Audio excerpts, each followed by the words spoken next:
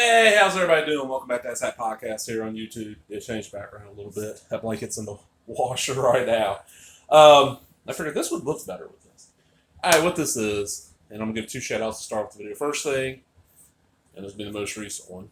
Shout out to Ed Piscor and Jim Rugg, Cartoonist Kayfabe. They did a episode recently on, I think it was just his Jade Man Kung Fu Special number one. It might have been on Jade Man Comics, but they're talking about how Chinese comics are called manhwa.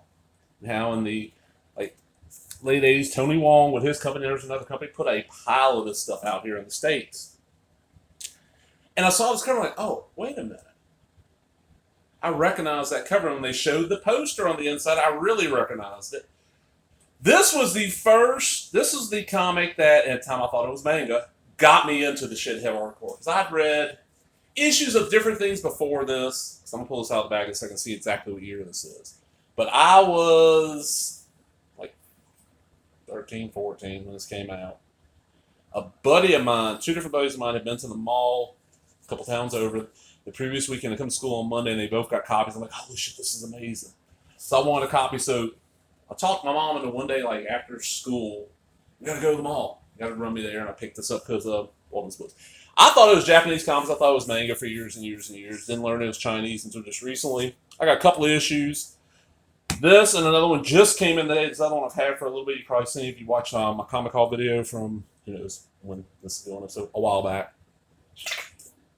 Let's get a look through. And shout out to, the buddy that mentioned that to me was Russell Dearman. Sorry.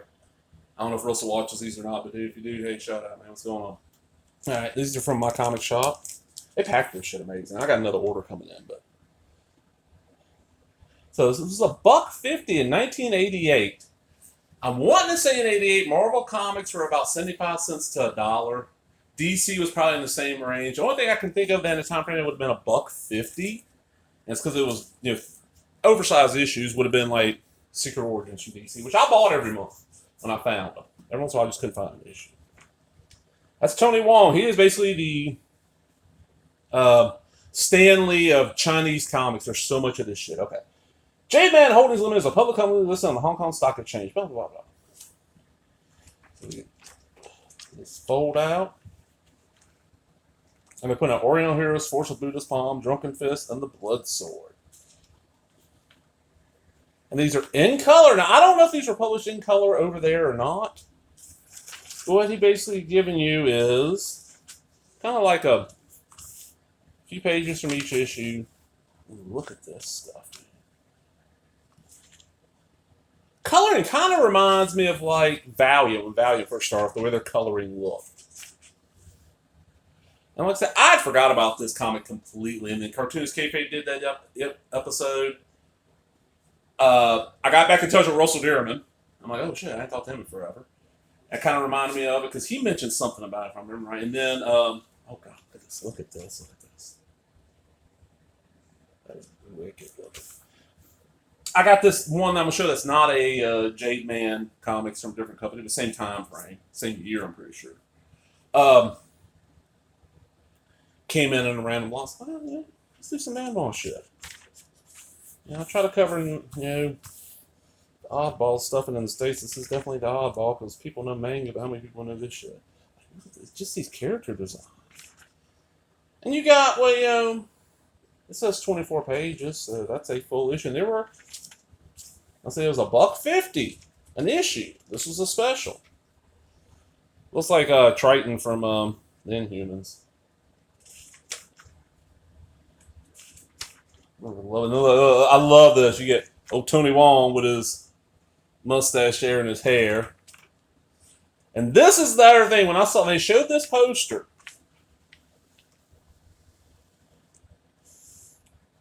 alright, I can remember sitting in study hall, whatever grade I was in when I got this, reading this comic. Because that's pretty much what comics, I read most of my comics either right before I went to bed at the time, or instead I had study hall like almost every year. It just ended up that way. I remember reading this. I remember if he was a football or basketball player. He played or baseball. He played one of the. We only had three sports at that school. I was at junior high then. 88. Yeah, I was in junior high. Um, sees the poster. Oh man, I give you $1 for the poster. I'm like, okay, yeah, I'll pop the poster. I handed it to him, got a bone. I only spent 50 cents on this comic. Because I remember, I have to point this out. Somebody pointing out. Look at the blood on the wall. But he just wanted the poster because of the car. This shows, Tony Wong's history. And most of these series went like 30, 40 issues. Drunken Fist. And I looked online. They're not super, super cheap. They're not super expensive except for an issue here and there. Look at these backgrounds. The Force of Buddha's Palm. I remember this one being the one I really enjoyed. Scripts by Mike Berenson. Mike Berenson's the one doing the translation.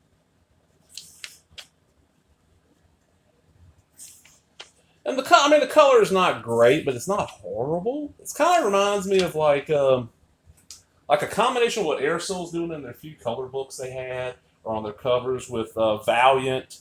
Like that first, how long was Into Unity? Like, maybe everything before Unity, and like the next couple of months.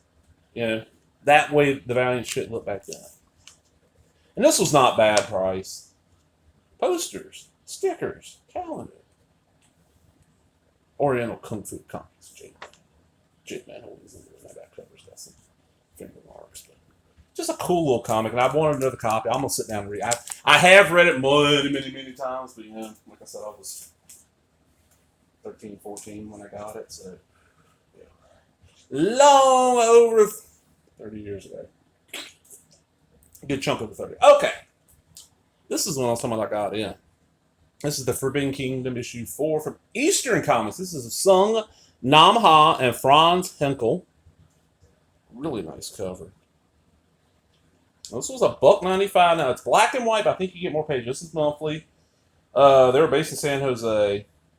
Franz Henkel is the person adapting it. We got art and story Sung Nam Ha. Lettering Soo Kyung Jun, I'm guessing. Douglas Yee's the publisher. Production is Young C. Lee. Operations James Kim. Marketing Samuel Yee. And I like the black and white art. This is another one where I've looked and said, okay, I want to get some more issues. I need to read this. The art in this looks so nice. You get like sex scenes. You didn't get the. First it's not code approved. I don't know where the J-Man stuff. The only issue I ever saw of any of their shit was that one at a Walden's. Because at that time, I was not able to get reliably to the comic shop anymore. I don't remember what I was going to before that. I don't remember if it closed or moved or what, but the areas in Biloxi were not close to there anymore, so it's hard to talk to man to give me a ride. Water looks nice. I'm curious, how many pages is this one? Because they're charging you more. But they're also black line panels. Hell, this is fairly fair. I love that one. This panel way over on right by the seam. Look at that ninja looking down.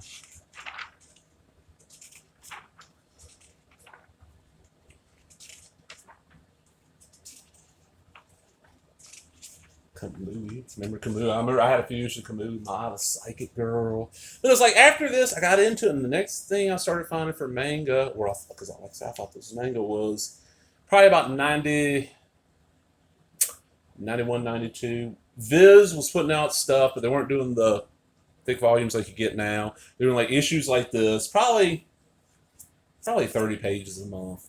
And I was getting like Ranma Half, Mermaid Forest, Battle Angel Alita. A couple others, like I started finding the old. I read first as one with a couple a little bit, so I started picking up the ones I missed. At the time, not knowing first did not finish it. You have to get the Dark Horse shit. Untouchables weekly for Easter, and they didn't seem to last as long as Jade Man. And then I got this from Jade Man. This is Gates of the Night. This is a miniseries for them. I think it's horror. I have not. These just came in. That's a gorgeous cover. Issue 4, this is $2.50. I paid a little more than $2.50.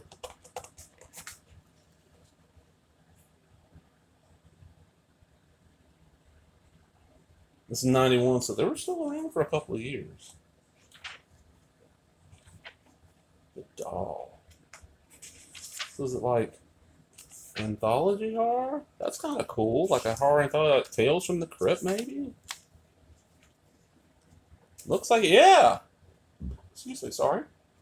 The Marriage. Destiny, okay.